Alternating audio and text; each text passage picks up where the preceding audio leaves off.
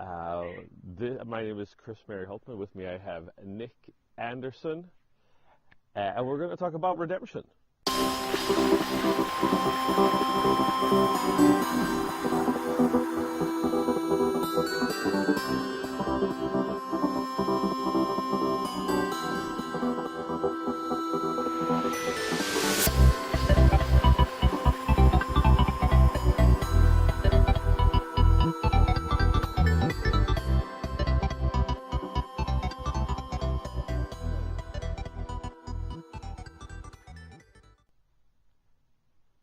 So, Nick, how are you doing today? I'm doing all good. Oh, Well, like you say, it's a bit gray outside, so not that good, but okay good, if that's even an answer. Good enough. Good enough, You're yeah. doing How are you good doing? enough. You're good enough. Me too. I don't know, feeling a little bit sore in the throat. I don't know. Going to be singing in the men's choir by the big bonfire on May Eve, so I'm hoping the voice will hold out. Yeah. We'll see. Anyway, we're going to talk about redemption, and I must say this is probably my favorite pay-per-view in a long time. Reminiscent of Impact pay-per-views of old. Crowd was really hot for this, or what did you say? I mean, if you just were to talk about it just generally. You've seen Slammiversary, you've seen Bound for Glory, you've also seen a couple of one night onlys now, and you've also seen the GWN recaps from old pay-per-views. So how did you think that this stacked up? Yeah, I mean, I think this, like you say, is the best one by far, and that's really because of the way the wrestlers really the teamwork they have. It is really nice, and the hard-hitting moves they go for, and then you have some, the Lucha wrestlers. Absolutely, Lucha. They're also involved in this, and that just takes it to another level. And really, I don't know why this pay-per-view is so much better than the other ones. I don't know if it's because of the audience or because of the matches itself, like who is facing against who. But really, I mean, wow, it really impressed me. Really, wow. Yeah, I don't know. I think it was that this is. I don't know. I think maybe it's been the build. They've been building it well. The matches for what we were going to see. Yes, I think they also a part of it is because they just let the wrestlers go out and do their thing. Hard hitting, fast paced action. The crowd was just really into it. They were just crazy. Which is strange because it feels like, because usually on Impact, the Impact show, people don't pay to go to Impact unless they pay for VIP packages, and then they're in the front row, and they also get a bunch of other stuff. And so, but otherwise it's free to go see Impact if you buy tickets to go to Universal Studios in Orlando. Right. But I don't think it's the same when they were in Toronto and stuff like that. But here, when they were in the Impact Zone in Orlando, it's usually free. So people don't really know who the wrestlers are. They just come in and they see a free wrestling show. So I don't know what was different with this event, if it was free or if all of the people who were there have paid to go there. Because obviously a crowd that pays to go see something is going to be more excited than an audience that doesn't pay for it. Absolutely. Yeah, I mean, that could be the case. I don't know. Really, I mean, yeah.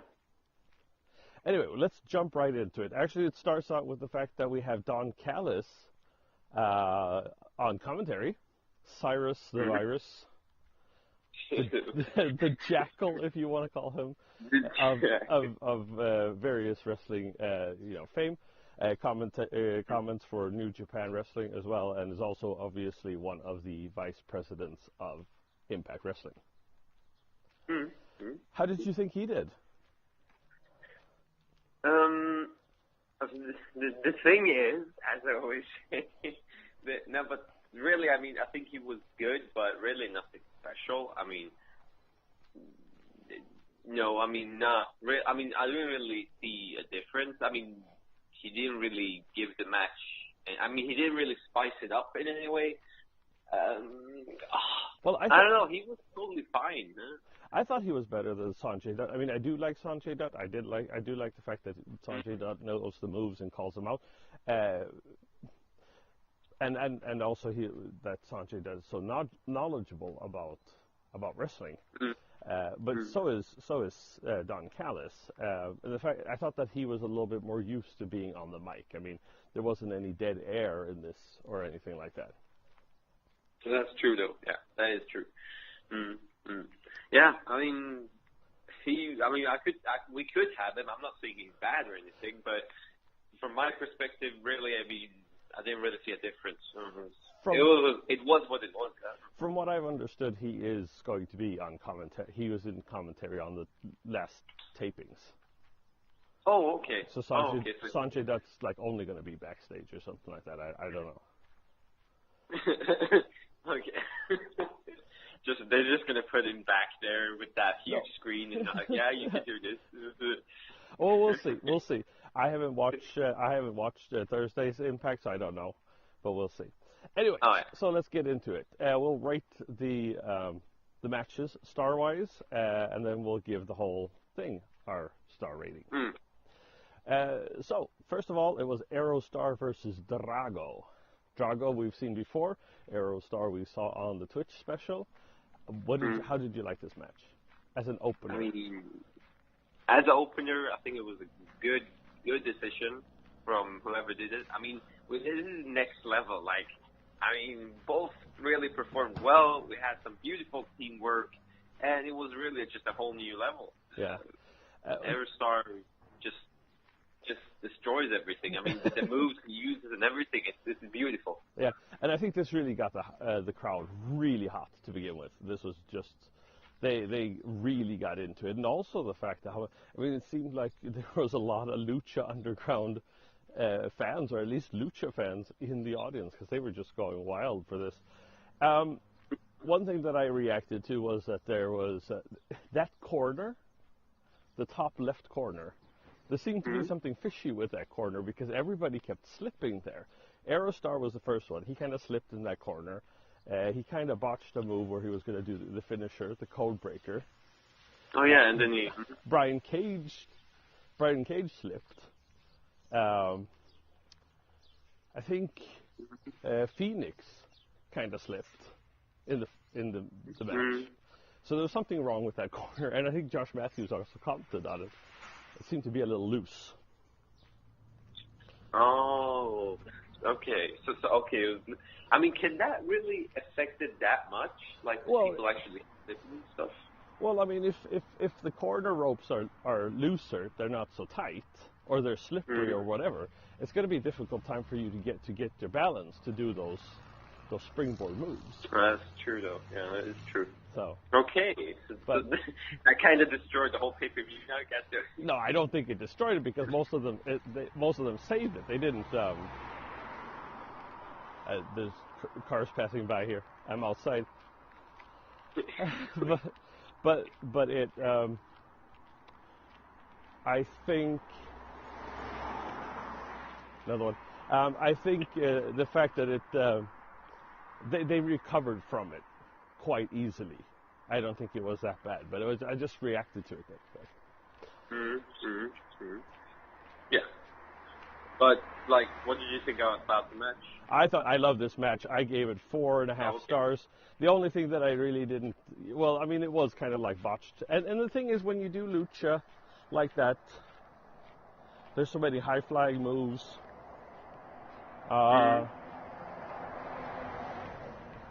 I definitely chose the wrong area to walk in, obviously.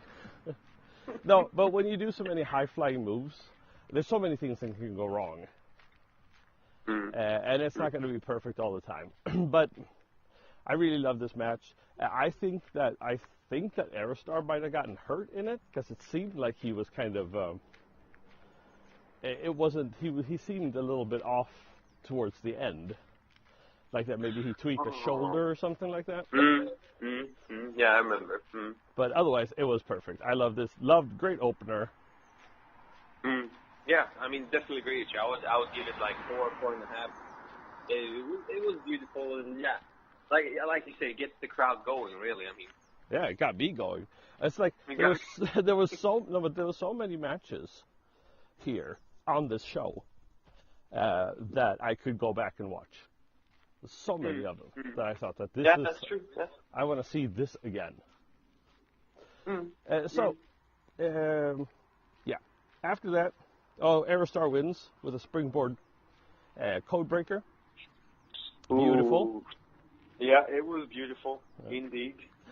And then we went back to earlier in the day. It was earlier. Josh Matthews breaks it off with Matt Sydal.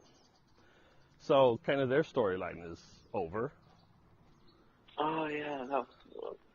And then we had some. Was it LEX? Was it? Yeah, LEX was in the clubhouse. Like Santana and Ortiz, they were having some issues, was it? Well, yes, they were in the clubhouse. They were talking. They got a call because they were wondering where Conan was. They got a call. Conan had been taken out. They said they were called by a guy named King.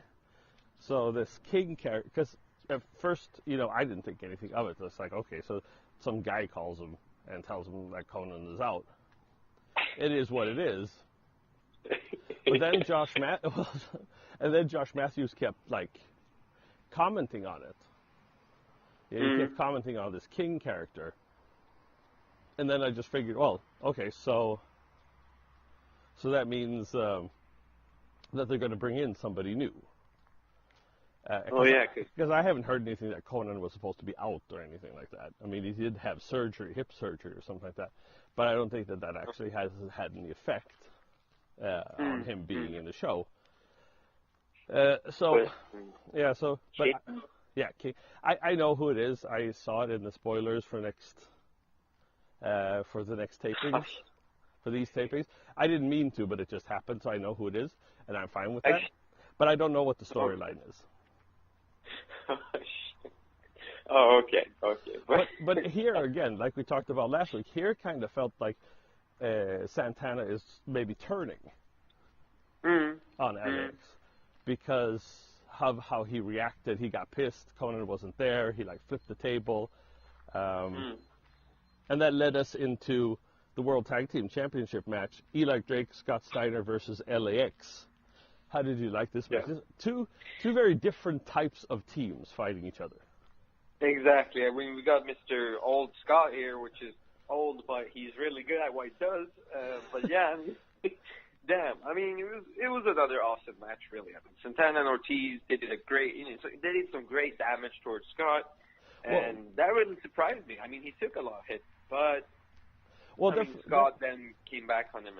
Yeah, well, definitely LAX carried the match more because they do all the double teams and stuff like that, and Scott Steiner and Eli Drake didn't do that, but it was very good. Scott Steiner hit the top rope Frankensteiner. Looked like he hurt himself too, because he looked like he kind of landed on his head because he kind of he just laid there in the corner for a bit. Yeah, he didn't really look that good. I don't know. Yeah, but I mean, what pisses me off is Eli. I don't know. I mean, Eli was Eli. I mean, Eli Drake. He did what he always does, and it would be nice to see for the future to see him do some next level stuff. So he proves himself. Evolve and whatnot. Yeah. But I don't know. I mean, he's not bad, but he's really good. But he can become better. So I don't know. Yeah, well, he's a great entertainer, I would say. I mean, that is what his strength is. He's a great entertainer. He hit the gravy train for the win. This was a surprise to me.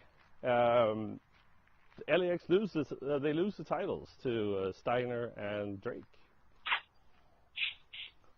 Somehow, yeah. But at the same time, you got Mr. Scott against you. I mean, yeah, well, damn.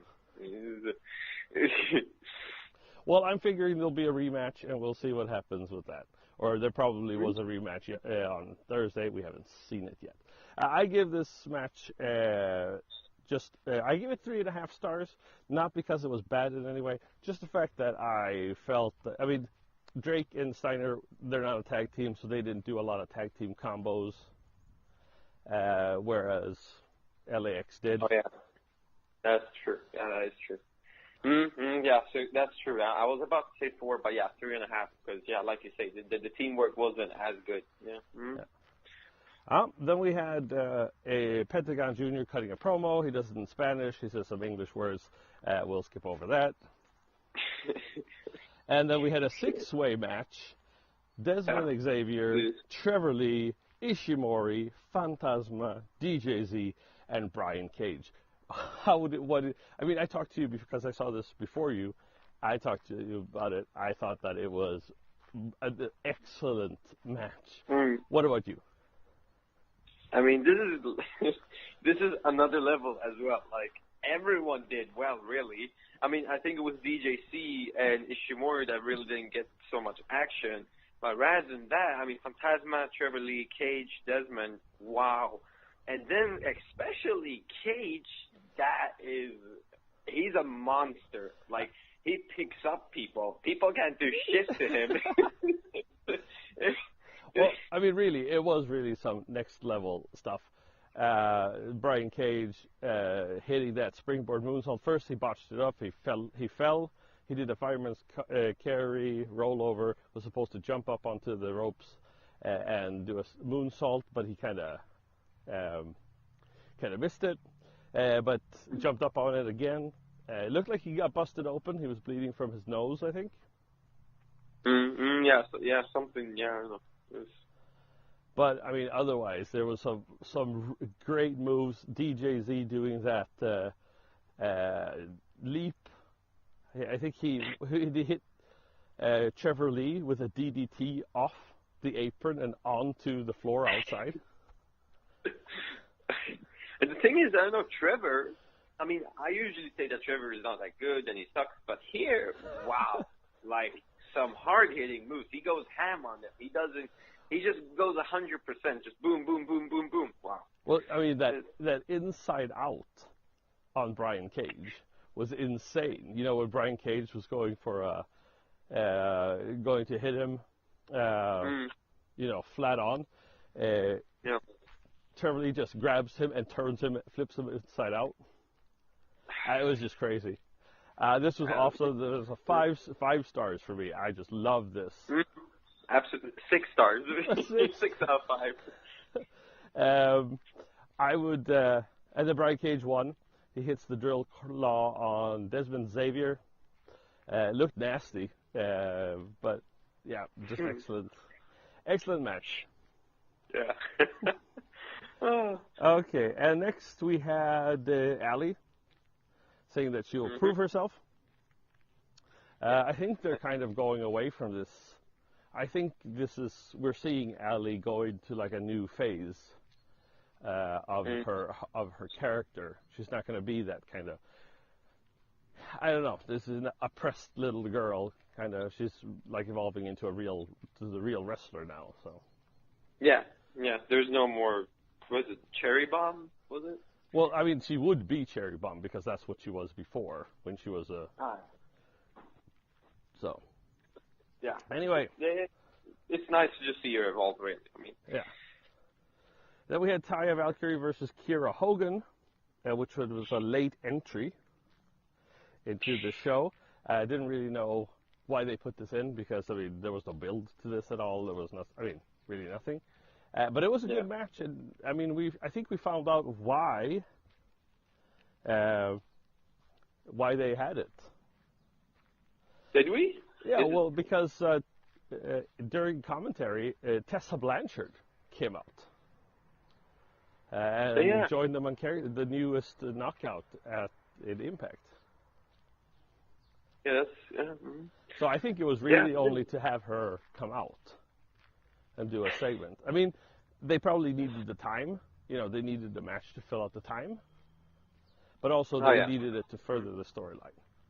I mean, I mean, the match, I mean, for me, it really didn't do it that much because, I mean, it's nothing special. I mean, Valkyrie, she's a huge wrestler, and Kira is a decent wrestler, and Valkyrie just goes ham on her, and she I mean, destroyed. it was a fairly competitive match. I mean, there was back and forth, but I mean, yes, we all knew the outcome. We all knew that Valkyrie was going to win in the end, which she did. Tessa Blanchard talked about that she was there. She was, you know, a third generation wrestler, and all of that. There's been a lot of speculation that she would go to the WWE actually from the beginning, but it seems like she chose Impact instead. Damn. So we'll see. Mm-hmm. Yeah, I will give it, 3? I gave it 3 stars as well. Yeah. Then we had an interview with Petey Williams. It was funny because Scott Steiner came in and tried to solve a math problem, which is a callback to actually Scott Steiner cut a promo on Samoa Joe many years ago where he tried to talk about his chances of winning the World Championship title. And you can find it on YouTube. It's quite funny because he doesn't really know what he's talking about. Which he showed in this one too. He didn't really know what he was talking about. He was talking about kilometers and stuff. Yeah, typical guy. Typical and then he talked about that he only had his best chance. Petey Williams was most successful when he looked like Scott Steiner, which he did. He was called the Little Petey Pump for a while because Scott Steiner and Petey Williams were a team once.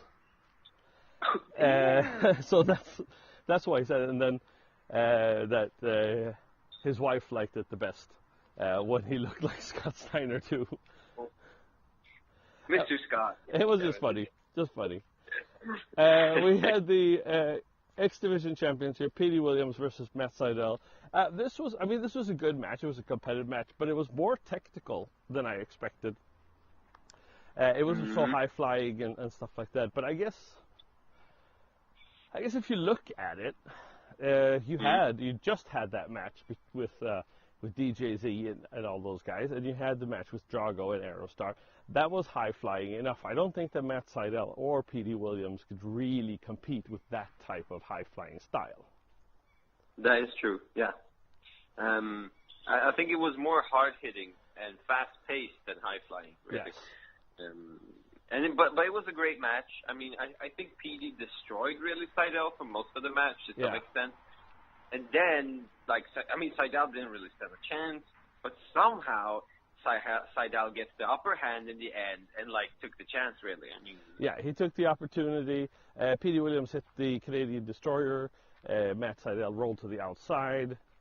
Petey Williams got him in, and was going to hit the Canadian Destroyer again, but then Matt Sydal slipped out and caught him with the pump handle and won. And it's still the X Division champion. I'll give this 3.5. It wasn't what I had wanted it to be. Yeah, definitely. Yeah, 3.5. Okay. Cool. We're only halfway through the show. Almost. We had an interview with Eddie Edwards, Tommy Dreamer, Moose, and Alicia, although Alicia didn't say anything, but it showed that she was there, which was a foreshadowing of what was going to come at the end of the match. Yeah. OVE versus Edwards, Moose, and Dreamer. How did you like this match? How should I explain this? It was a crazy match, and it was action filled to the top with high flying moves and some really hard hitting moves. That cutter on Moose, they had set up 2 tables, and Christ was one of the brothers was laying on the table, and Moose was going to dive on him, and the other Christ brother hit him with the cutter through the table. It was just crazy. There's some crazy moves here.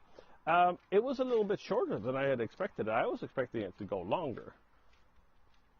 Okay. Mm-hmm. Yeah, I can understand that. Yeah. Okay. But for it, me, really, I mean, it was fine, and I was really, I was satisfied. But the funny thing is that the fun time, the fun things start after the match.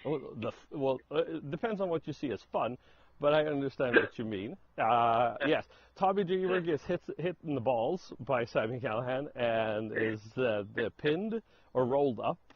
So OVE win. Protecting Eddie Edwards, of course, and protecting Moose so this feud can live on. But then Eddie Edwards attacks Sami Callihan, tapes him to the ropes, and just then goes to town. Yeah, and he takes this barbed wire bat and presses it into his face, and it starts bleeding like a motherfucker. Bleeding like it was like a waterfall. It was just keep coming. It was beautiful. It was a thing of beauty. Yeah, so it was fun to see some blood in the match. Yeah, Eddie Edwards. After he puts that barbed wire on Sami Callihan's face, he ties him up to the rope, and then he starts beating him with a kendo stick. The ref tries to save Sami. He gets beaten. OVE tries to save Sami. They get beaten. Tommy Dreamer tries to stop him, but he just pushes him away. And then Alicia Edwards comes from behind, and he just slams her with that. Although I think that Alicia Edwards can take more than just a kendo stick. And the thing is, they're like, yeah, get a medic out here. But for who? Oh, for her, not the guy bleeding. Okay, that makes a lot of sense. Yeah, let the guy who's bleeding and like beaten up there, let him hang there with the tape. Yeah, no worries. So I don't know. So I don't know what this is. This a turn for Eddie Edwards? Do you think, or do you think that it's just like he's going to be this ultra violent for a while when it comes to his relation to Sami Callihan, and his wife is going to try to stop him? You know what? Yeah, I mean, I would say more that Eddie's just for now on really pissed off for Sami Callihan. But at the same time, he could be a heel. I mean, he could be a bad guy. He's been a heel before, not in Impact. In Ring of Honor, he was a heel. But the question is then, if he's a heel, what then he wouldn't have to. I mean, then you'd have Sam. I mean, OVE are heels too. So and they're good, really good heels. You don't want to turn them. So it could just be that he's ultra aggressive during this time, and then maybe he'll calm down. I don't know. We'll see. But I gave this 3.5 stars only because it was too short. Wait. Too short. Oh, Jesus. Oh, you can give it more if you want to. I'm not stopping you. I'll give it 4.5 because of the blood. Oh, I'm happy. Mr. Dracula over here. Mr. Dracula. We had an interview with Austin Aries where he talked about that he's carrying companies on his back. He's got it's got to be heavy carrying those belts around. I was about to say it. I love. Yeah. But it was good. It was fun. Ali versus Su Yung for the Knockout Championship. Braxton Sutter introduces Su Yung. He's just insane. I'm sorry. I think he's gone insane. Yeah. Ali runs right into it, attacks Su Yung. This was a good back and forth, actually. Braxton Sutter keeps trying to get involved in it. Su Yung took off her bloody pajamas, which was surprising.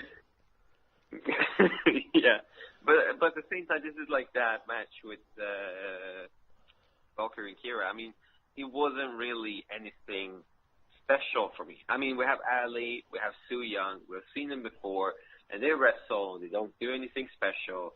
And but I think I disagree with that. I disagree. In this match, I think they did actually do a lot of special things. It was more hard hitting than the Valkyrie and Kira Hogan match. Okay. There was a lot of back and forth, hard hitting. Palm strikes were pretty nice. That the nasty gloves she had on was a nice touch. That's true. Yeah, that's true. But in the end, yeah. What did you want to say? No, but yeah, no. I was about to say that. Yeah. Well, in the end, Braxton Sutter tries to get involved again after Ali hits Su Yung with a super kick. But what happens to him? Stupid guy. Yeah, I mean, he basically is like, oh, Su Yung is on a bad mood. Let's try to fix that. And he's like, will you marry me? And she's like looking at him, and she just spits him in the face with like a mist. And yeah, he goes, yeah. And then he chokes him as well? She chokes him with a mandible claw, which is a move that Cactus Jack used to do, or Mankind, or Dude Love, which is all the same guy. But anyway, yeah, that's how it ends. Ali wins after a roll-up on Su Yung after Braxton Sutter tries to get involved and she slaps him in the face. Mhm. It was nice because he kept holding her and he kept holding her, but then she slapped him in the face and he fell down, and that was good. So that's I'll give it 4 stars actually. This one because I thought it was good. This I don't know because Braxton Sutter announced that he has parted ways with Impact Wrestling, so he's not going to be in Impact anymore. I'm thinking he's on these tapings, but in the end, it wasn't not a big loss. I was about to say, not really. I mean, I ain't gonna cry today, so I'm okay. Because, I mean, we didn't really see him that much, and he's always been this guy that just goes around here and there, comes and goes. I think what Braxton Sutter's big problem has been is that he doesn't have... I think he's one of those wrestlers that just needs to be a wrestler. Like one that is decent in the ring or a good worker in the ring, but doesn't really... I don't know, he's not interesting enough or charismatic enough to have a storyline. Do you understand what I mean? Yeah, I mean, I agree with you. I don't know. He's one of a kind. One of a kind. Yeah, but he's like some special. Well, I mean, as I say, he's just not a character. I don't know what kind of character you would give him, but I mean, he's ripped and I don't know. So yeah, no, it's probably best for him to just leave. Maybe come back. After developing a little bit. But I mean, so it shows a little bit because when he announced that he had left, he said he wanted to thank Impact for giving him his first like real wrestling contract and being on TV at the age of 35. So the thing is, if you're 35 and this is your first real shot, I mean, there could be many different reasons why you don't get a shot before 35 on any kind of TV. But, I mean, here, it was definitely obvious that there was a reason that he hadn't gotten a shot until he was 35. Yeah. No, I mean, like you said, I think he just wasn't interesting enough because he had some storylines before, and they were like, they were okay, decent. Okay, are you ready for the main event of the evening? Let's go. It was Pentagon Jr. versus Phoenix versus the world champion Austin Aries for the World Heavyweight Championship belt. We had some really nice intro. Mackenzie Mitchell introduced them. It was old school. She actually stood in the ring and actually announced what the way is. And that's how it used to be back in the day. Also, Impact has had that before too, kind of like in waves. I remember. Yeah, JB used to do it. JB, yeah. But, so, how did you like this match? I mean, was it everything you expected? No, I mean, we've already seen Austin, Pentagon, and Phoenix a couple of times. We've seen it one time. One time. Okay, one time. Yeah. But I still think this match was a lot better than that other time. I think so too. I think so. I was kind of, and I think maybe a lot of people were like that too, because it's like, sure, they put on a really good match on Twitch for Lucha Underground versus Impact. So is it really interesting to have them do it again? And it was. I mean, they did some different. I mean, they pulled out some Phoenix, man. He pulled out some shit. Yeah. Yeah, I mean, there were some new moves, weren't there? Yeah, there were some real new moves. Austin Aries did a dive to the outside where he tried to do. I think he was supposed to grab Pentagon in the actual move and do a suplex, but he kind of missed it.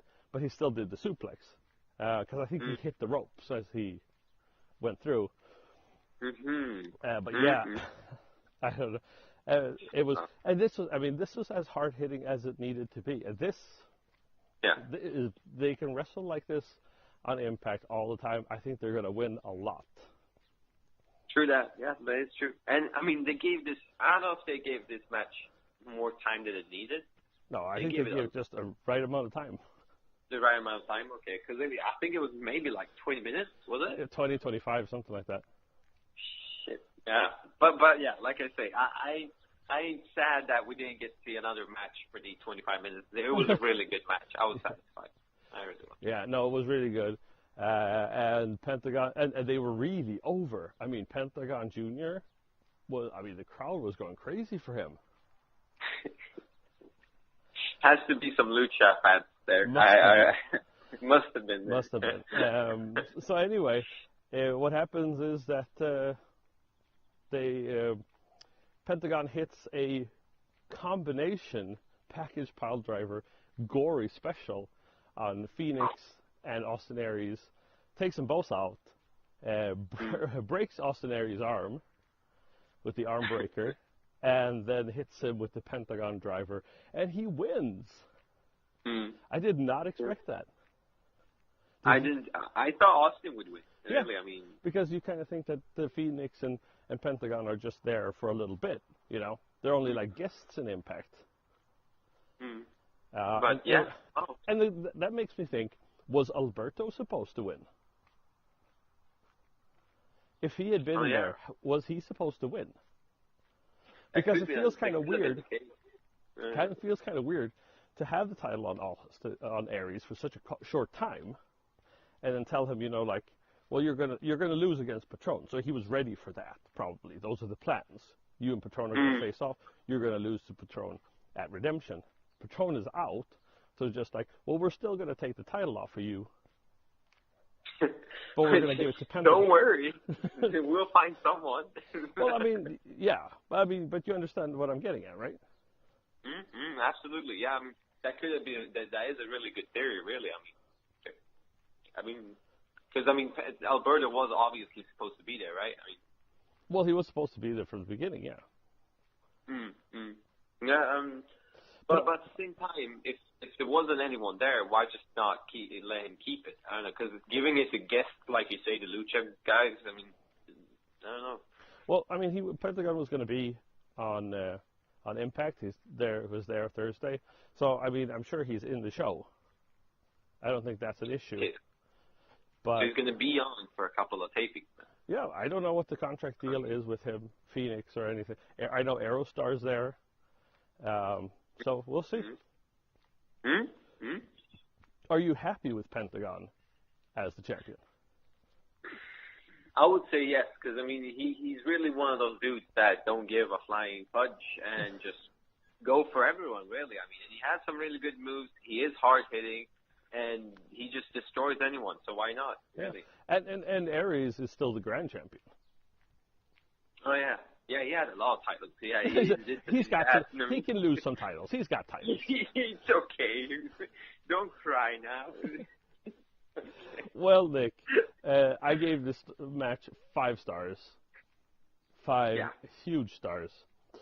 And yeah, that's about it. That was for me. This was an A1 pay-per-view.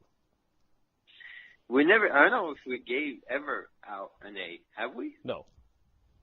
Yeah, because this is, like you say, this is it. Yeah, it's definitely an A plus up. A plus plus. A I övre skiktet, as we say. Yeah. Hopefully everyone understands that. A little inside joke. Yeah, best joke out of it. Yeah. Oh, shit. So if you bring that on Wednesday, then you'll get an A. Yeah. Yep, that was it. And think about all the... It's not even that funny. I don't know why I'm still laughing. No. And think about all the Spanish you're going to learn for Spanish class now, when Pentagon is the champion. Yeah, I mean, hopefully I'm going to learn something, but I'm a bit worried that I'm going to learn words that I'm not going to be able to use in class. So no, because I think Pentagon kept going up to Aries in the beginning of the match, saying something about his mama. I'm pretty sure. Right. Yeah, let's not use those words in class. Well, Nick, this has been a treat. Yeah. You have a safe May Eve. Remember that the fabric between the planes is a lot thinner on May Eve. So the ghosts are about. Stay clear of them.